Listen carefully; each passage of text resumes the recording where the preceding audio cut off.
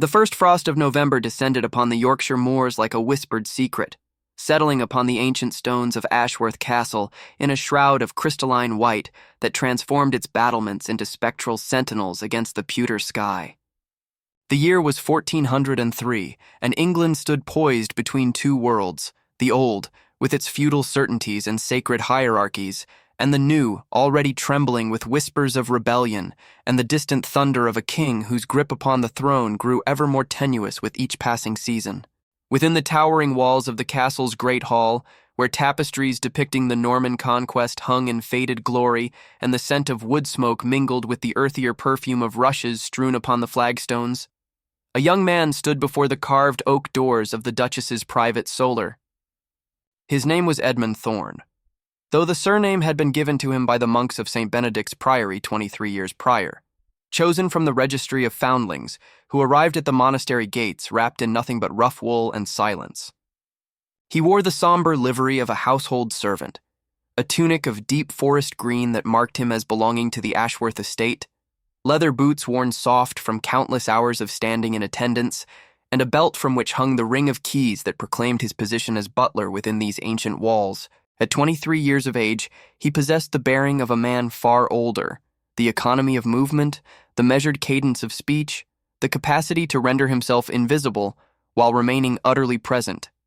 Yet it was not his efficiency that set Edmund apart from the other servants who moved through Ashworth Castle like shadows cast by candlelight. It was his eyes, gray as the winter sea, sharp as the blade of a well-honed knife, and the way they observed everything while revealing nothing. The cook whispered that he had been born under a wandering star. The stablemaster claimed he moved like a man who had forgotten he was not meant to walk among lords, and the chambermaids, when they gathered in the laundry rooms to share their secrets, spoke of how he read books borrowed from the chaplain's library, how his hands were too fine for common labor, how his voice carried the cadence of education rather than the rough dialect of the northern villages. Edmund knew what they said. He had learned long ago that servants possessed their own currency of power. Information traded in whispered exchanges, observations hoarded like coins against uncertain futures. He did not resent their speculation. In truth, he understood it, for he himself had spent countless hours before the polished surface of the great hall's silver, studying his own reflection with the peculiar intensity of a man searching for answers to questions he could not quite articulate. Who had left him at the monastery gates on that winter night 23 years past? What blood flowed through his veins, unknown and unclaimed? And why, when he stood in the presence of nobility, did something within his chest stir with a recognition that felt less like envy and more like memory? The heavy doors before him opened without sound. He had personally oiled their hinges that morning, and a voice cut through the stillness like winter wind finding its way through gaps in stone. Walls. "You are late, Thorne." Edmund stepped into the solar, his movements fluid despite the chill that had settled into his bones during his vigil in the corridor. The Duchess of Ashworth stood before the great fireplace that dominated the eastern wall, her figure silhouetted against flames that painted her auburn hair in shades of copper and gold. Marguerite Ashworth was 38 years of age, a widow of 5 years, and the most powerful woman in the north of England. She was beautiful in the way that certain ancient buildings remain beautiful, even as time softens their edges, not diminished, but transformed, her features carrying an authority that youth's perfection could never possess. Her eyes were the color of amber held up to firelight, and they missed nothing. "Forgive me, Your Grace," Edmund replied, his voice carefully neutral. "The Earl of Thornbury required assistance with his departure, and I thought it best to ensure his carriage was properly provisioned." The Earl of Thornbury.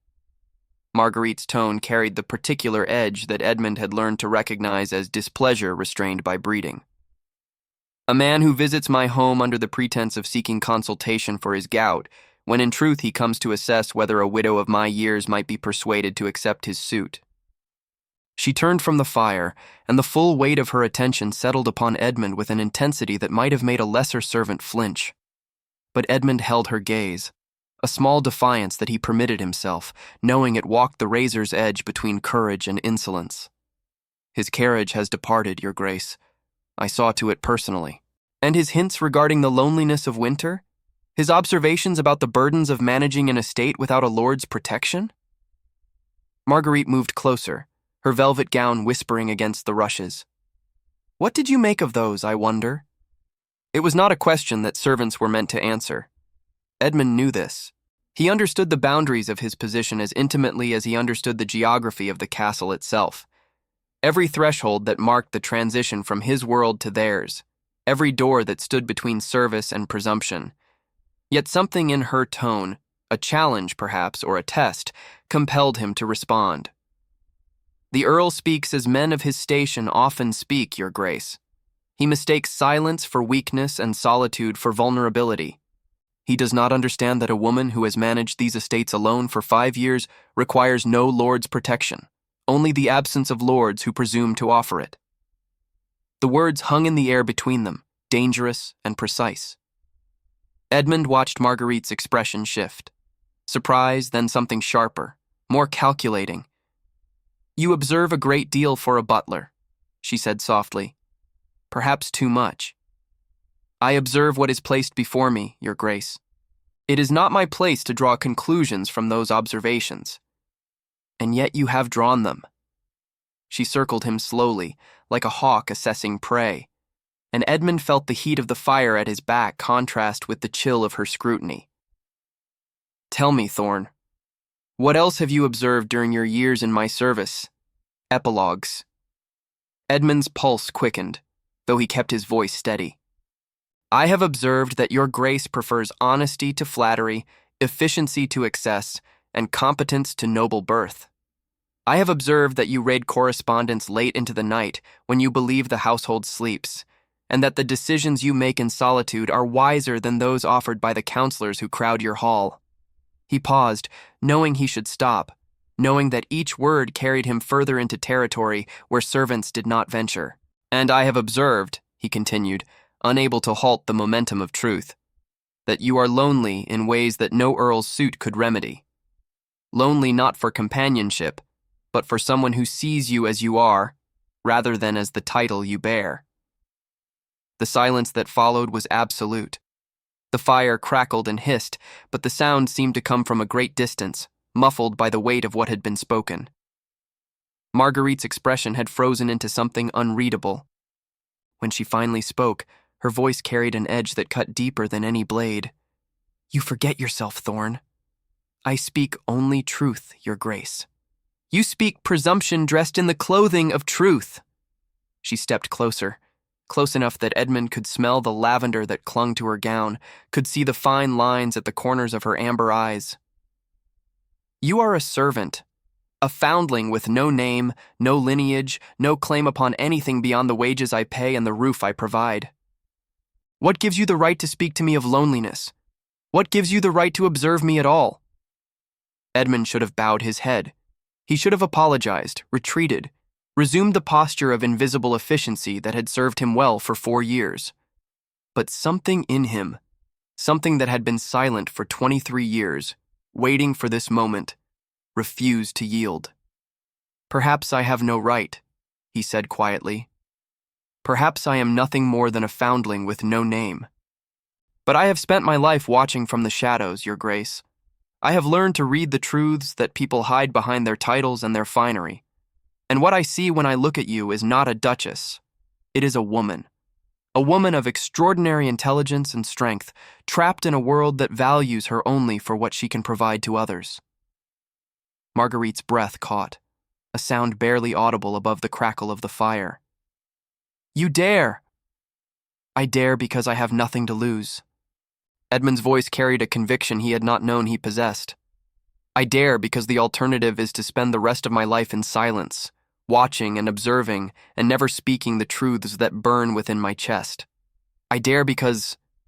He stopped, suddenly aware of how close they stood, of the heat that had nothing to do with the fire, of the way her amber eyes had softened from anger into something far more dangerous.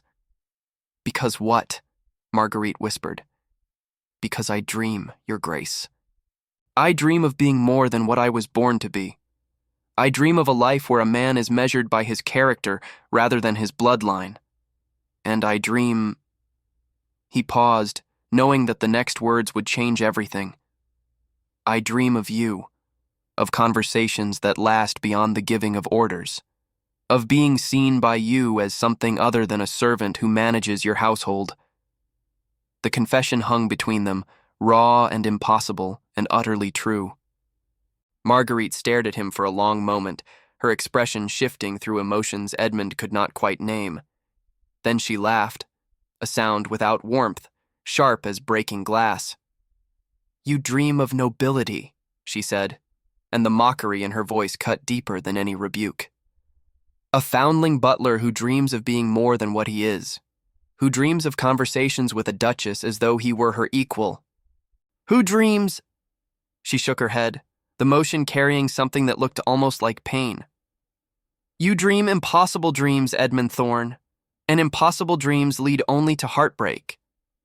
She turned away, moving to the window that overlooked the castle's inner courtyard. Below, servants hurried through the gathering dusk, their breath rising in pale clouds as they completed the endless tasks that kept the great household functioning. "I received word this morning," she said, her voice now carrying the distant formality of the Duchess rather than the woman who had stood so close to him moments before. "A royal messenger arrived at dawn. The king intends to visit Ashworth Castle." Edmund absorbed this information with the same careful attention he applied to the management of the household accounts, grateful for the shift to practical matters, even as something within him ached at the loss of what had almost been. "When does His Majesty arrive, Your Grace?" "A fortnight hence. He travels north to negotiate with the Scottish lords and requires a suitable residence for his court during the negotiations." Marguerite's back remained turned, her figure dark against the gray light of the winter afternoon. "He brings with him 300 men, his confessor, his physician, and his youngest son. The castle can accommodate such a company. The eastern wing has stood empty since my husband's death." "Yes." Her voice carried an edge that silenced him. "You will oversee the preparations. Every detail must be perfect. The king's comfort is paramount, and any failure will reflect upon this house, and upon me." "I understand, Your Grace." "Do you?" She turned from the window, and Edmund saw something in her expression that he had never witnessed before. Not anger, not mockery, but a weariness that seemed to age her before his eyes. "Do you understand what it means to host a king? The politics, the intrigues, the 1,000 ways that a single misstep can destroy everything one has built?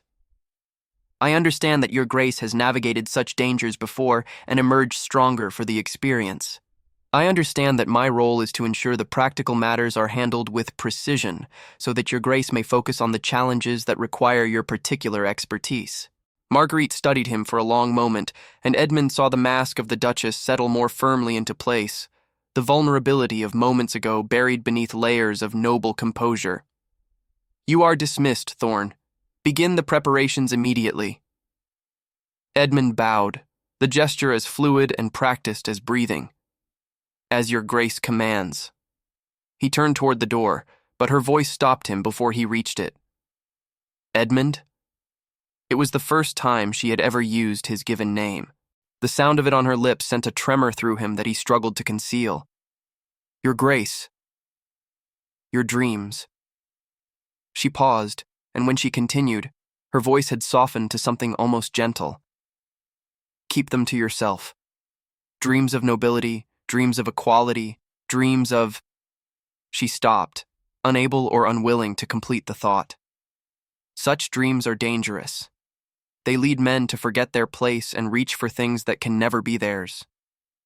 And if those dreams are all a man has, Your Grace, if they are the only light in a life spent in shadow— Marguerite's amber eyes met his, and for a single moment the masks fell away.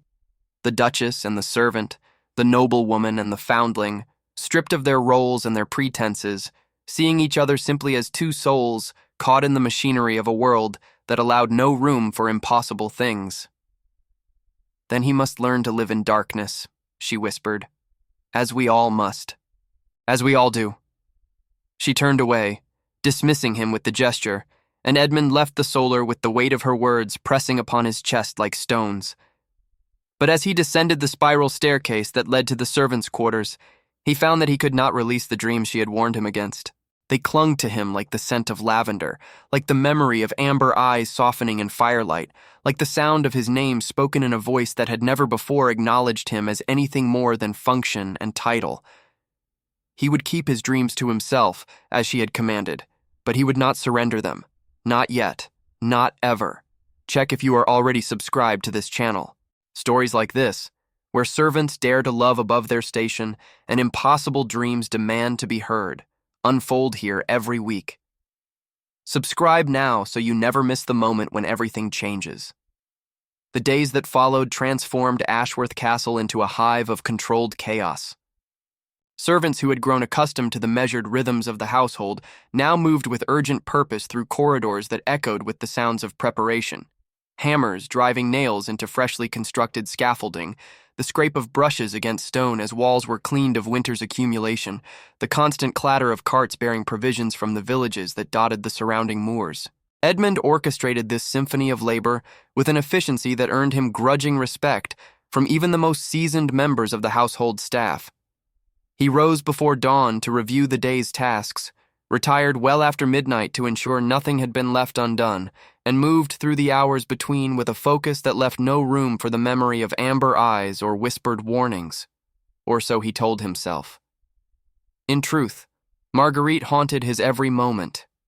He saw her in the graceful curve of the staircase banister she descended each morning. He heard her in the distant echo of her voice issuing commands to the steward. He felt her presence in every room he entered, as though she had left some invisible imprint upon the very stones of the castle. And at night, in the small chamber he occupied in the servants' wing, he lay awake and remembered. The heat of her proximity, the catch of her breath, the single moment when the masks had fallen, and he had seen not a duchess, but a woman as lonely and trapped as himself. She had called his dreams impossible. She had warned him to keep them to himself. But the dreams refused to be caged, refused to be silenced, refused to accept that the boundaries between them were anything more than lines drawn in sand that the tide would eventually wash away. On the 6th night before the king's arrival, Edmund was summoned to the Duchess's solar. He found her standing before a table upon which maps had been spread, detailed renderings of the castle and its surroundings, annotated with notes in her elegant hand. The fire had been built high against the November cold, and candles flickered in their iron sconces, casting dancing shadows across walls that had witnessed centuries of secrets. "Close the door," she said without looking up. "What I have to tell you cannot be overheard." Edmund obeyed, conscious of the weight of privacy settling around them like a cloak. The air seemed thicker here, charged with something he could not quite name. "I have received additional information regarding the king's visit," Marguerite continued, her voice carefully neutral. "Information that concerns you directly." Edmund felt his pulse quicken. "Your Grace?" She straightened, and he saw the lines of fatigue that marked her features, evidence of sleepless nights that mirrored his own. "Before I continue, I must ask you something. A question that will sound strange, but which you must answer honestly. I have never lied to your Grace."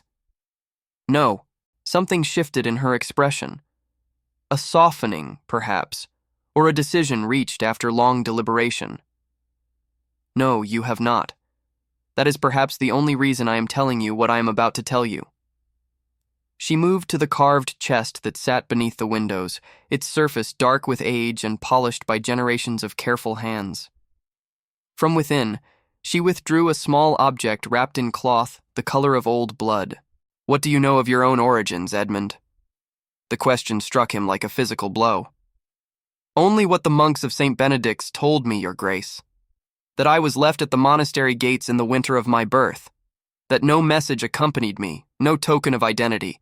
That the name Edmund was chosen by the prior, and thorn for the thorn bush beneath which I was found." "And you have never questioned this account?" "I have questioned it every day of my life. But questions without answers are merely wounds that will not heal." Marguerite unwrapped the cloth, revealing a signet ring of heavy gold. Its face was carved with a design that Edmund recognized instantly. The same design that adorned the banners hanging in the great hall, the seal pressed into every document that bore the Ashworth name. His heart stopped, then resumed beating with a force that shook his entire body. "This ring," Marguerite said, her voice dropping to barely more than a whisper, "belonged to a man named William Ashworth. He was the illegitimate son of the old Duke, my husband's father. He died 23 years ago, shortly after his lover was killed giving birth to their child. Your Grace, the child was taken from this castle in the night," she continued, as though he had not spoken, "hidden in a monastery to preserve his life. The servants who smuggled him away were loyal to William's memory and to the woman he loved. They knew that the Duke would kill the infant rather than allow his existence to threaten the legitimate succession." Edmund's legs threatened to buckle beneath him. He reached out, steadying himself against the edge of the table. "You believe that I have believed it since the day you arrived at my gates 4 years ago." Marguerite's amber eyes met his, and Edmund saw tears gathering in their depths, tears she refused to let fall. "I recognized William in your face the moment I saw you. The gray eyes, the set of the jaw, the way you carry yourself as though expecting the world to acknowledge something it refuses to see. But you said nothing. For 4 years. For 4 years I watched you. I tested you. I needed to know what kind of man you had become. Whether you possessed the qualities that might allow you to survive the revelation of your heritage." She moved closer, and Edmund smelled the lavender that he had come to associate with her presence, with the ache of wanting what he could not have. "I needed to know whether you were worthy of the name you were born to carry. And what have you determined?" Marguerite reached out, her fingers brushing against his cheek with a tenderness that seemed to surprise them both. "I have determined that you are exactly what I hoped you would be," she whispered. "A man of courage and intelligence and integrity, a man who dreams of impossible things and refuses to surrender those dreams, even when the world tells him they can never come true." Edmund caught her hand, holding it against his cheek. The gesture crossed boundaries they had maintained for years, violated every protocol of their respective stations. But in that moment, nothing mattered but the warmth of her skin against his, the glistening of tears in her amber eyes. "Why tell me this now?" he asked. "Why not sooner or never?" "Because the king comes. And because I have learned that he knows of the lost heir, knows that William Ashworth's son survived and seeks to find him." Marguerite's voice trembled with the weight of what she was revealing. "Henry has spent years gathering evidence, following threads that I thought had been severed beyond recovery. He comes to Ashworth Castle not merely to negotiate with Scotland, but to determine whether the child who disappeared 23 years ago lives or lies safely buried in forgotten ground. And if he finds me, then you will face a choice. You can remain in shadow, deny your blood, live out your days in the safety of obscurity." She pressed the ring into his palm, her fingers warm against his skin. "Or you can claim what is rightfully yours and step into a world that will not hesitate to destroy you if you show weakness." Edmund looked at the ring, at the Ashworth crest gleaming in the firelight, and felt something shift within his chest. All his life he had dreamed of belonging somewhere, of discovering that the persistent sense of displacement that haunted him was more than mere fancy. Now the answer lay in his palm, heavy with implications he could barely comprehend. "If I claim my name," he said slowly, "what happens to us? To whatever this is that has grown between us despite every effort to prevent it?" Marguerite's breath caught. "Edmund, I have loved you since the day you first looked at me and saw not a servant but a man. I loved you when I had no name to offer you, and I would love you still if this ring proved to be nothing more than a cruel jest." He raised her hand to his lips, pressing a kiss against her fingers that carried all the yearning of 4 years' suppressed desire. "Whatever I decide, whatever comes, I need you to know that. You cannot love me." But her voice carried no conviction, and her fingers did not withdraw from his grasp. "I am older than you. I am a widow with a complicated past, and enemies who would use any vulnerability against me. The court would say I revealed your heritage only to claim you for myself, that I manipulated Let them say what they will. I have spent 23 years caring what the world thought of me. A foundling, a servant, a man without name or station. I am done living in fear of whispers. Edmund pulled her closer, close enough to feel the rapid beat of her heart through the velvet of her gown. Tell me you feel nothing, and I will never speak of it again. Tell me that what passed between us in this room was merely my imagination, and I will accept your judgment. Marguerite looked up at him, and Edmund saw the walls she had built around herself beginning to crumble. The years of careful control, the mask of the Duchess, the armor of noble indifference. Beneath it all was the woman he had glimpsed in stolen moments, lonely and longing and desperately afraid of wanting what she believed she could not have. I cannot tell you that, she whispered. God help me, I cannot. I have tried to convince myself that what I feel for you is merely gratitude, or curiosity, or the foolish fancy of a woman too long alone. But the truth. She paused, a tear finally escaping to trace a silver path down her cheek. The truth is that I have loved you since before I knew who you were, since before I had any excuse to feel what I feel. I have loved you as Edmund Thorne the butler, and I love you now as Edmund Ashworth, heir to a legacy that should have been yours from birth. Edmund pulled her into his arms, holding her as though she were something precious and fragile, though he knew she was anything but fragile.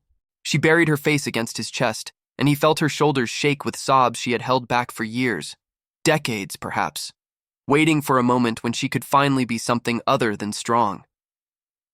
Whatever comes, he said against her hair, we face it together.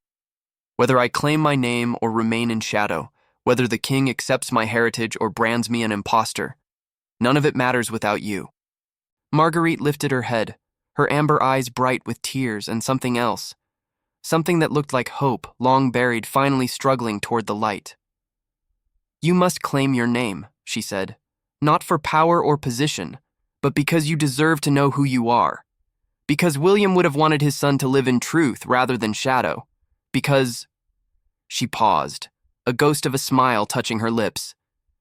Because I want to love you openly, without pretense or concealment. I want to stand beside you as an equal, not as a lady who has taken her butler to her bed. Edmund laughed, a sound of pure joy that echoed through the solar and seemed to lighten the very air around them. Then I will claim my name, he said, for William, for truth, and for the chance to love you in the light rather than the darkness. He kissed her then, gently at first, tentatively, and then with a passion that had been building through 4 years of stolen glances and careful distances. She responded with equal fervor, her hands tangling in his hair, her body pressing against his as though trying to close every gap that had ever existed between them.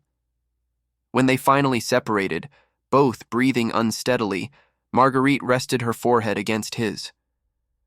The king arrives in 6 days, she whispered. 6 days to prepare you for what comes. 6 days to teach you everything you must know to survive the scrutiny of a court that will seek any excuse to destroy you. Then we had better not waste a moment. He kissed her again, softer this time. A promise rather than a claim. The ring gleamed on his finger, warm against his skin. The choice had been made.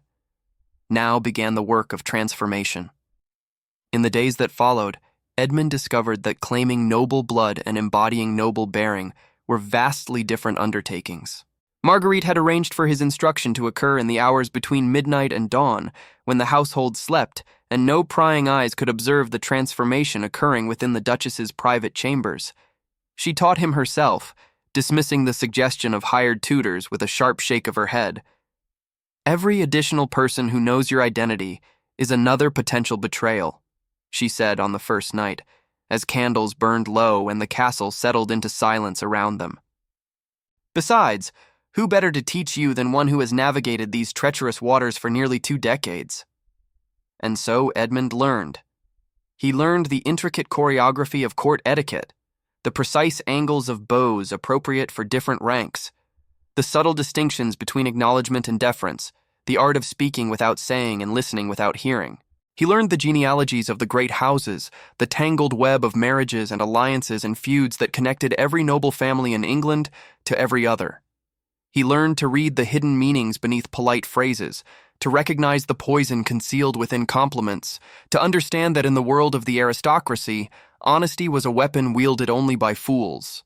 "The king will test you," Marguerite warned him on the third night, as they sat before the fire with documents spread between them. "He will probe for weaknesses, for inconsistencies, for any sign that your claim is false. You must know your own history as intimately as if you had lived it, rather than learned it from dusty records." "How can I know what I never experienced?" "By understanding what you would have experienced, had circumstances been different."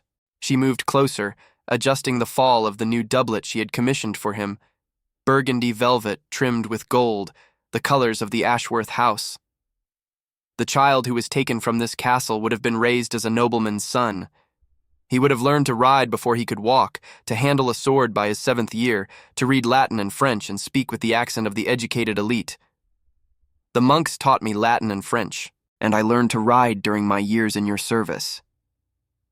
But your accent carries traces of the North, and your hands show the calluses of labor." Marguerite's fingers traced the roughened skin of his palm, her touch sending warmth through him despite the chill of the hour. "We cannot erase 23 years in 6 days. What we can do is construct a narrative that explains the discrepancies, a story of hidden upbringing, of deliberate concealment, of a child raised to survive rather than to rule. A story that is not entirely false.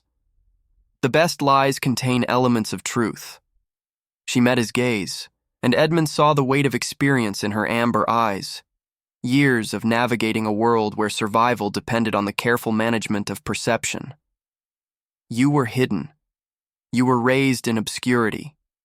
The monks who cared for you did so out of loyalty to your father's memory. All of this is true. The question is whether you can present these truths in a manner that convinces the king of your legitimacy." Edmund practiced the movements she taught him until they became instinct rather than imitation. He memorized the names and faces of lords he had never met, the territories of houses he had only known as distant abstractions. He learned to hold himself differently, shoulders back, chin raised, eyes meeting rather than averting, until even his reflection seemed to belong to a stranger. And in the small hours of the 5th night, when exhaustion had stripped away both their defenses, Marguerite told him the rest of the story. "Your father's name was William," she said, her voice soft against the silence of the solar. "He was gentle in ways that his legitimate brothers were not. He read poetry when they hunted, spent hours in the castle's small garden when they practiced warfare. The Duke despaired of making him into what he considered a proper man. You speak as though you knew him well. I knew him as well as any woman could know a man she was not permitted to love." Marguerite's eyes grew distant, fixed on memories that seemed to play across the flickering firelight. "I was brought to this castle as a bride for his older brother, your uncle, the previous duke. During the negotiations, while the men discussed dowries and alliances, William showed me the library. He spoke to me not as a commodity being evaluated, but as a person." Edmund felt something shift in his chest. "You loved him." "I loved the man he might have become, had the world allowed it." A tear traced its way down Marguerite's cheek, silver in the candlelight.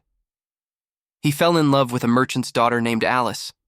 She was clever and kind and utterly unsuitable, and William loved her with a devotion that terrified everyone who witnessed it. When she conceived his child, he went to his father and begged permission to marry her. The Duke refused. The Duke did worse than refuse. He banished Alice from the castle and had William imprisoned in the East Tower when he tried to follow her. William remained there for 3 months while Alice carried his child in hiding. He was released only when she died in childbirth." The word struck Edmund with the force of a physical blow. His mother, the woman who had given him life, dead before he had drawn his first breath. "The Duke intended to kill you as well," Marguerite continued. "But 3 of Alice's servants smuggled you away before his men could act. They took you to St. Benedict's, where a sympathetic monk agreed to shelter you. And my father? What became of him?" He survived for 2 more years, but the light had gone out of him. When the fever came, I think he welcomed it as a mercy. Marguerite reached out, her hand cupping Edmund's cheek. He never knew that you lived. He died believing that everything he loved had been destroyed. Edmund closed his eyes, feeling the weight of history settle upon his shoulders, a burden he had never known he carried, now suddenly and overwhelmingly present. I wish I could have known him. You carry him within you, the same gentleness, the same courage, the same capacity to love despite every circumstance that counsels against it. Marguerite's thumb traced the line of his jaw, and when he opened his eyes, he found her gazing at him with an expression that combined grief and hope in equal measure. When I look at you, I see William as he might have been, whole and happy and free. Edmund pulled her into his arms, holding her close as the candles guttered and the fire burned low. I am not William, he said against her hair. I cannot give you back what you lost. I know. Her voice was muffled against his chest. But perhaps you can give me something new. Something that belongs only to us, untainted by the shadows of the past. I want that. God help me. I want that more than I have ever wanted anything. Marguerite lifted her head, her amber eyes bright with tears and determination. Then claim your name tomorrow, stand before the king and declare yourself, and let me stand beside you, whatever comes. Edmund kissed her forehead, her closed eyelids, the salt tracks of tears on her cheeks. Together, he promised. Whatever comes.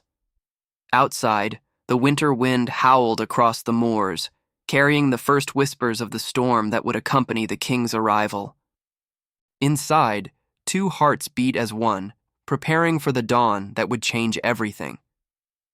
If this story has stirred something deep within your heart, if you find yourself holding your breath alongside Edmund and Marguerite, leave a comment below. Type the words, "Some loves are worth every risk." Let me know you understand what it means to reach for the impossible. The morning of the king's arrival dawned gray and bitter, the sky heavy with clouds that threatened snow. Edmund stood before the mirror in chambers that had been prepared for him in the family wing, rooms that Marguerite had quietly assigned, explaining to the curious staff that a visiting dignitary would occupy them. He wore the burgundy doublet now, its velvet soft against his skin, the Ashworth signet ring gleaming on his finger. His hair had been trimmed in the fashion of the nobility, his beard shaped to a point that lent his features an authority they had never before possessed. The man who looked back at him from the mirror was a stranger, and yet, impossibly, more himself than he had ever been. A knock at the door announced Marguerite's arrival. She entered without waiting for a response, and for a moment, neither spoke. She wore a gown of silver silk that caught the morning light like moonlight made solid, her auburn hair arranged in an elaborate style that proclaimed her status with every carefully placed jewel and pin. "You look like a lord," she said finally, her voice carrying a note of wonder. "I feel like a servant wearing borrowed clothes." "Then you feel what every nobleman feels on the day he first claims his title." She crossed the room to stand before him, adjusting the fall of his doublet with fingers that trembled slightly. "The secret of nobility is that it is all performance. Every lord you have ever served was once a boy who had to learn to walk as though he owned the ground beneath his feet. And if I cannot manage the performance, then we will face the consequences together, as I promised." Her amber eyes met his, steady and sure. "But you will manage it, Edmund. I have watched you for 4 years. I have seen the Lord hiding beneath the servant's livery. Today you simply allow him to emerge." The sound of trumpets echoed across the courtyard, announcing the king's approach. Marguerite straightened, and Edmund watched the transformation occur. The woman who had lain in his arms the night before, disappearing behind the mask of the Duchess of Ashworth. "It is time," she said. "Remember everything I taught you. Speak only when spoken to, unless the moment demands otherwise. And when that moment comes, I will know." She nodded once, then turned and led the way from the chamber. They descended together, their footsteps echoing through corridors that had witnessed centuries of history. Servants pressed themselves against walls as they passed, their expressions a mixture of confusion and awe. Edmund felt their eyes upon him, their whispered questions trailing in his wake. The great doors of the castle stood open to the winter morning, framing a view of the courtyard where the king's procession was now assembling. Soldiers in royal livery formed disciplined ranks, their armor gleaming despite the gray sky. Lords and ladies in fine traveling clothes emerged from carriages, their movements stiff from the journey. And at the center of it all, dismounting from a great black destrier, was Henry IV, King of England. He was smaller than Edmund had expected, shorter and slighter than the imposing figure of legend, but there was nothing small about his presence. His eyes, dark and calculating, swept across the assembled household with the intensity of a predator surveying potential prey. Marguerite stepped forward, her curtsy deep and graceful. "Your Majesty does our house great honor." "Duchess," the king's voice was unexpectedly warm, "your hospitality is renowned throughout the kingdom. All that we have is at your Majesty's disposal." Marguerite straightened and gestured toward the castle's interior. "Perhaps your Majesty would care to refresh himself after the journey?" "Presently.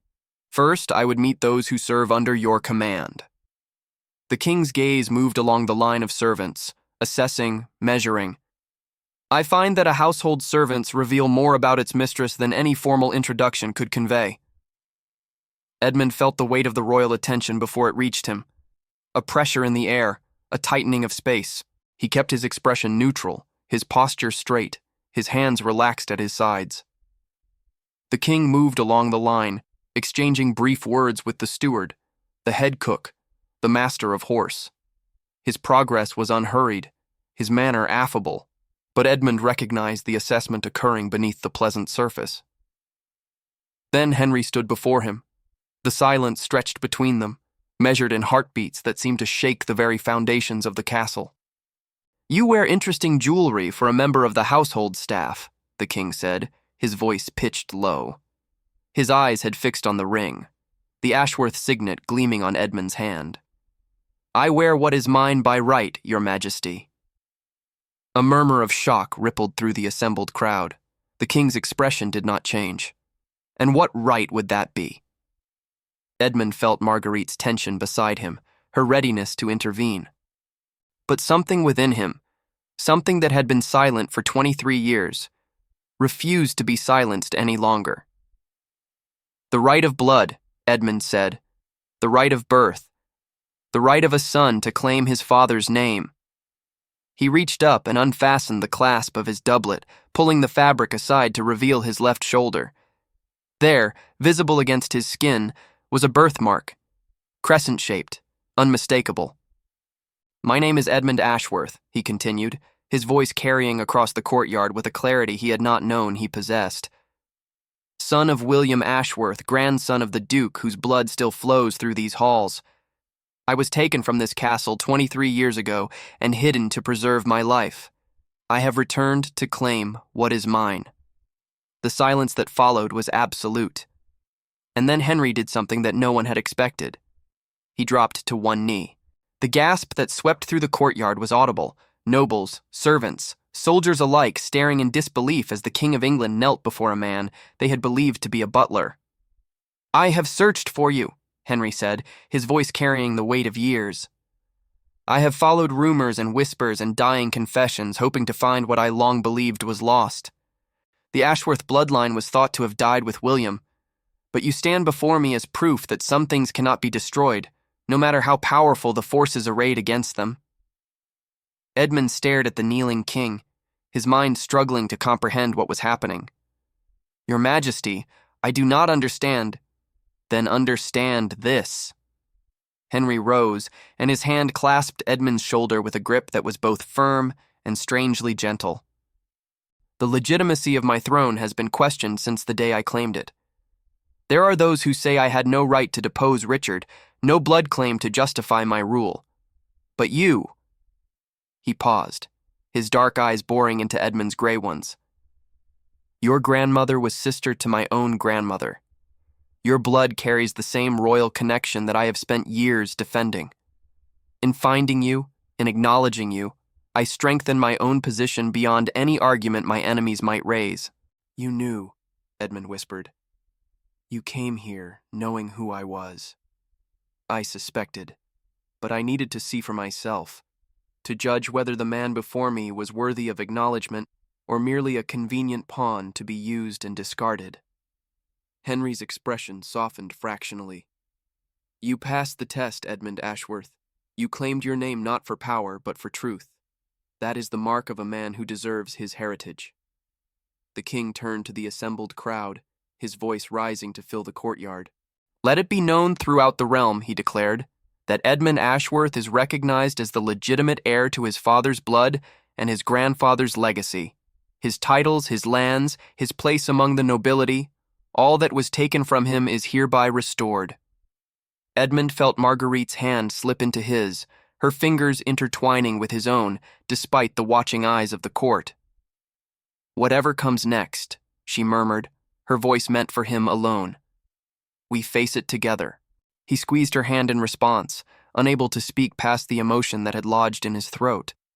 The servant had become a lord. The impossible dream had become reality. And the story that had begun in shadow was only just beginning to emerge into the light.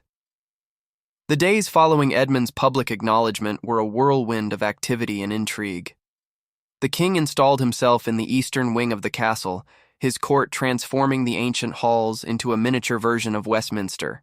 Lords and ladies who had traveled with the royal procession now sought audiences with the newly revealed Ashworth heir, their intentions ranging from genuine curiosity to calculated political maneuvering. Edmund navigated these encounters with a skill that surprised even himself. The lessons Marguerite had drilled into him during those midnight sessions proved invaluable, allowing him to sidestep the most obvious traps while gathering information about the currents of power that flowed beneath the surface of polite conversation. But it was the private audience with Henry, conducted on the third evening after the king's arrival, that would prove most consequential.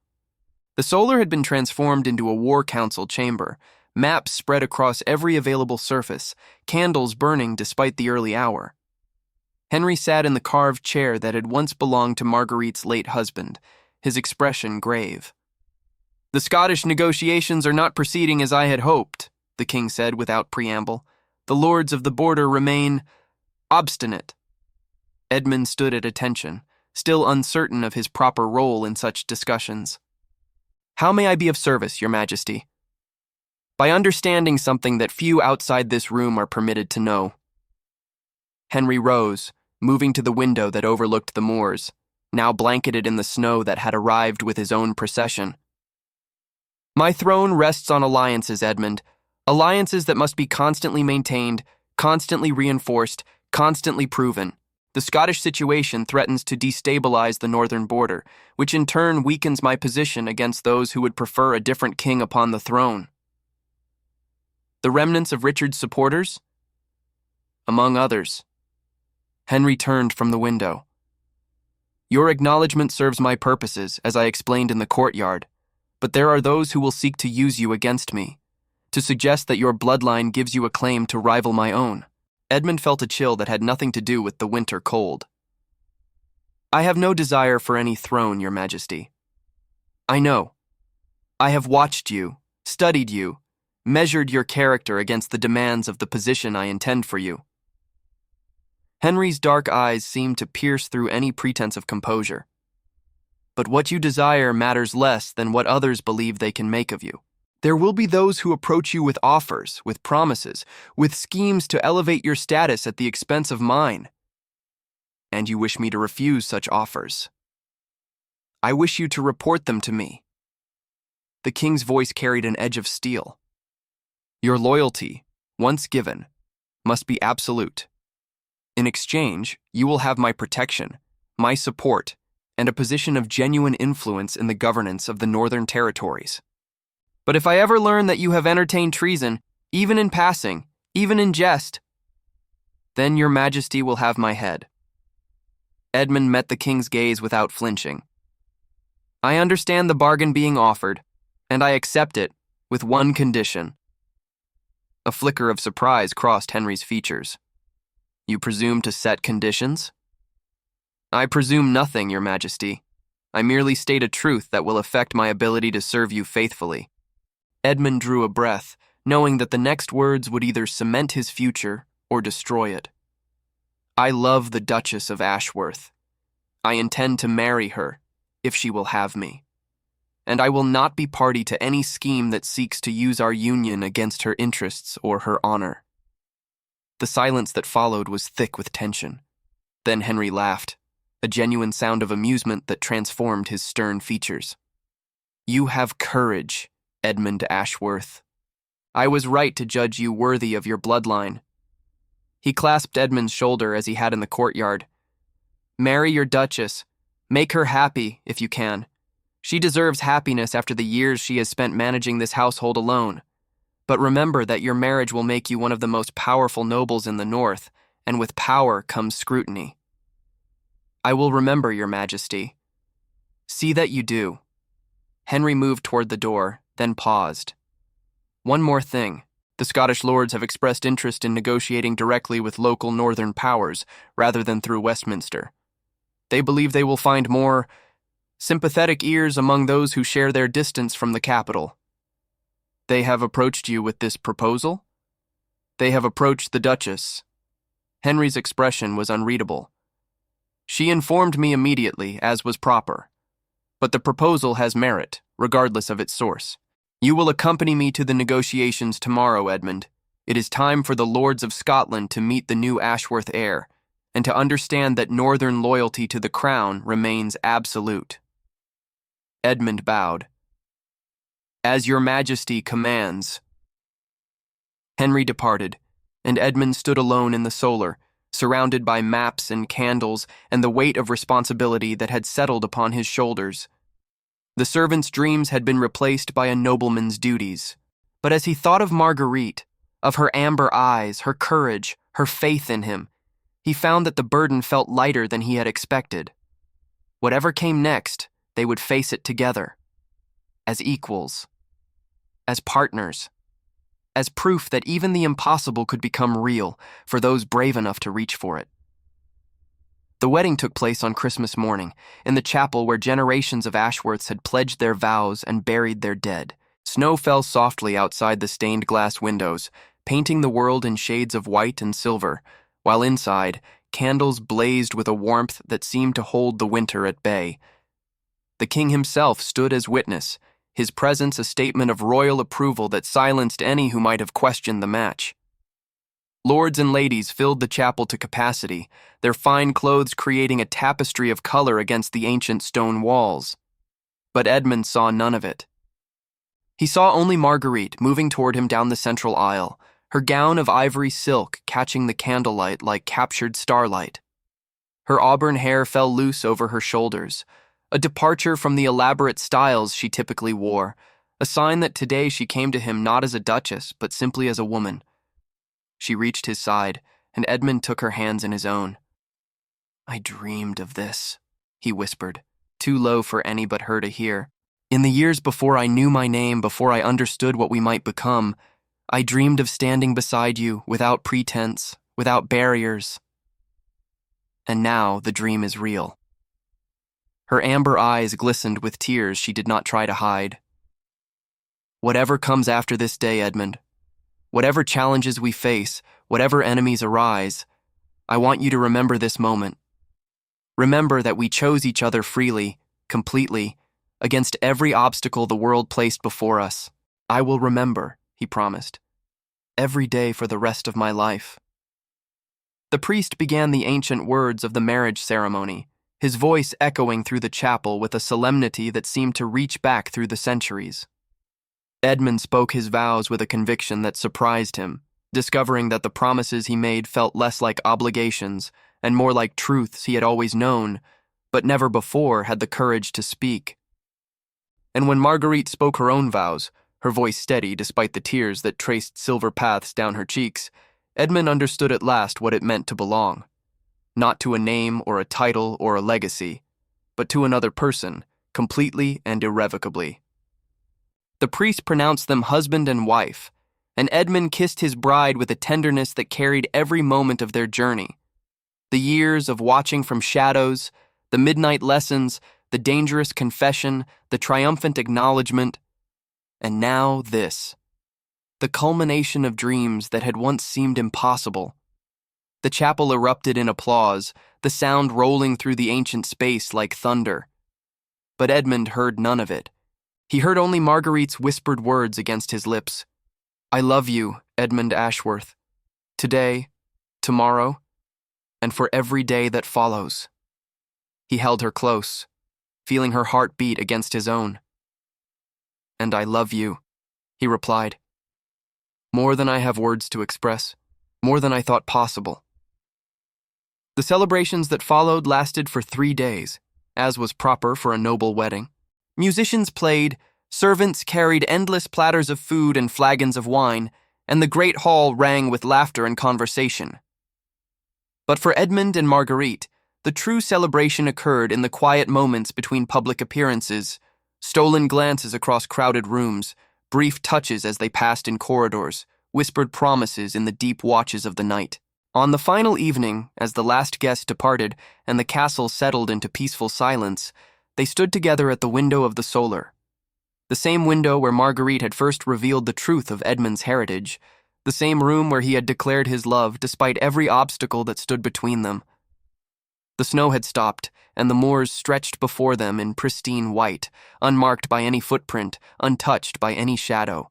"It looks like a new beginning," Edmund said, his arm around Marguerite's waist, "as though the world itself has been remade." "Perhaps it has." She leaned into his embrace, her head resting against his shoulder. "For us, at least. For whatever future we choose to build. A future without secrets, without barriers, without the weight of what we were forbidden to feel." "Yes." She turned in his arms, her amber eyes meeting his gray ones. "A future where a servant can become a lord, and a duchess can find love in the most unexpected of places." Edmund kissed her, slow and deep, tasting the wine they had shared and the promise of years yet to come. "Thank you," he whispered against her lips. "For what?" "For believing in impossible things, for seeing me when I was invisible to myself, for giving me the courage to dream of more than I was born to be." Marguerite smiled, not the controlled smile of the Duchess, but the radiant, unguarded smile of the woman he loved. "The courage was always yours," she said. "I merely helped you remember it." They stood together at the window as the stars emerged above the Yorkshire moors, two souls who had found each other against every probability, holding fast to a love that would endure through whatever trials lay ahead. The Duchess had mocked her young butler for dreaming of nobility. The king had knelt to acknowledge the truth of those dreams, and in the end, the greatest transformation had not been from servant to lord, but from isolation to connection. Two hearts that had recognized each other across all the boundaries that should have kept them apart. Spring had returned to Yorkshire, transforming the moors into a tapestry of green and gold. Wildflowers dotted the hillsides, and the air carried the sweet scent of new growth and warm earth. In the garden where Edmund's father had once sought refuge in poetry, a child took her first steps, wobbling between the outstretched arms of her parents, her laughter rising like music against the ancient walls of Ashworth Castle. "She has your eyes," Marguerite said, catching the little girl before she could tumble into the flower bed. "Gray as the winter sea. And your courage." Edmund knelt beside them, his hand brushing the soft curls of his daughter's hair. "She attempts things that should be impossible and somehow succeeds. A family trait, it seems."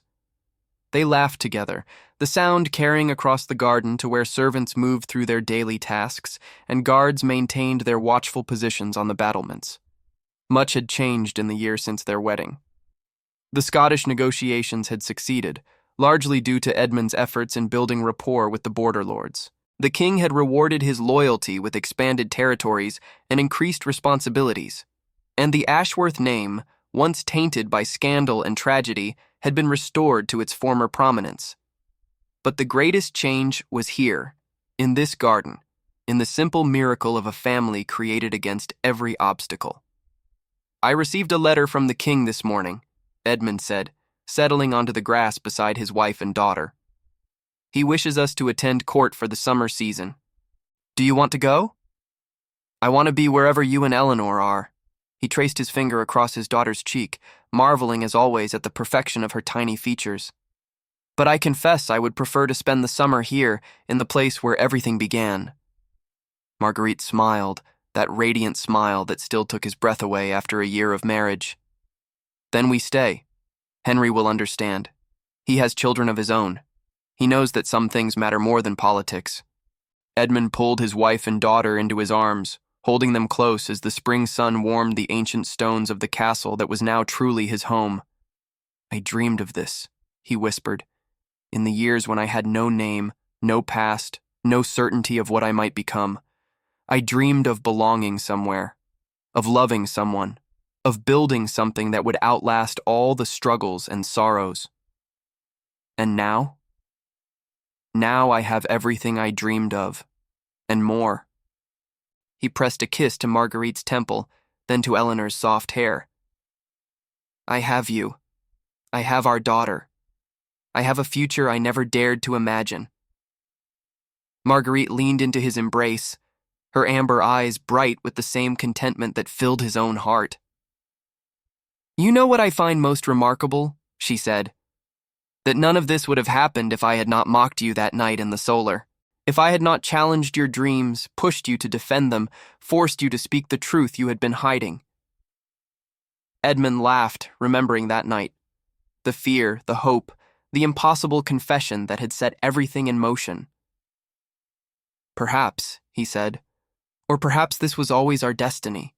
Perhaps the dreams that seemed impossible were simply the universe's way of preparing us for what we were meant to become. And what are we meant to become? He looked at her, this woman who had transformed his life, who had given him name and love and purpose. Then he looked at their daughter, the living proof of their impossible union. Whatever we choose, he said, together. The garden bloomed around them, life returning after winter's long sleep. In the castle behind them, servants went about their work, unaware that they served a household built on the foundations of courage, truth, and a love that had proven stronger than every force that had tried to prevent it. The Duchess had mocked her butler for dreaming of nobility. The king had knelt to acknowledge those dreams. And in the end, the dreams had become reality. Not through magic or fate, but through the simple, extraordinary power of two hearts brave enough to reach for the impossible.